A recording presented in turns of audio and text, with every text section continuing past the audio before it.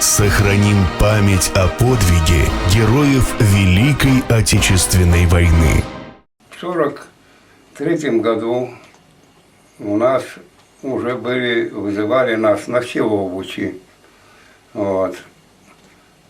Как сказать, подготавливали нас к призыву. Вот. 2 раза я на Всеволожских был. Вот. Там нас обучали к оружию, винтовку, и потом учения всякие показывали.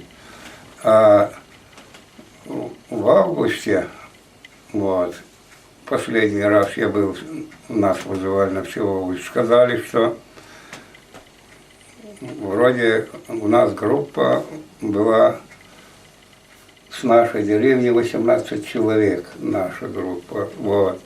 Сказали, что пойдете в школу снайперов, вот. Но до самого ноября не вызывали ничего, а в ноябре месяце, и не помню какого числа, ну в начале, тут 5 или 3, вот, вызвали всю команду нашу, и мы все попали на Дальний Восток. Я принимал участие в южной группировке, вот, освобождение Кореи. Командующий был генерал-майор Шанин там. Я непосредственно там был, вот, в охране у радиста, на рации командующего. Вот. И до конца войны был в распоряжении командующего. Награда у меня только за победу над Японией.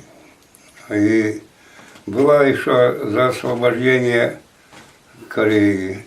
Это самая дорогая, потому что прожитая такая тяжелая жизнь до этого, и в войну пришлось еще поучаствовать, живым остаться. Но я вот в войну был в отдельной роте штаба армии 23-й. Вот. У нас был командиром роты капитан.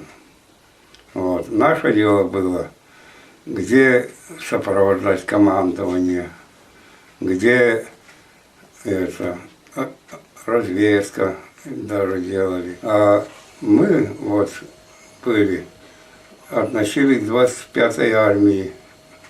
Командующий 25-й армии, герой Советского Союза Штыков, начальник штаба генерал-лейтенант Гуляев, дважды герой Советского Союза был у нас. Вот, очень хорошие командиры.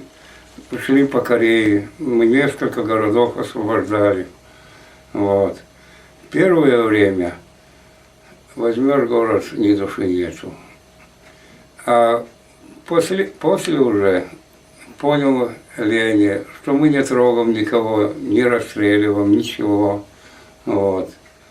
Уже народ стал появляться, а первое время, правда, дичили. Да и запуганы были японцами, а не политика-то ведь какая была. Сохраним память о подвиге героев Великой Отечественной войны.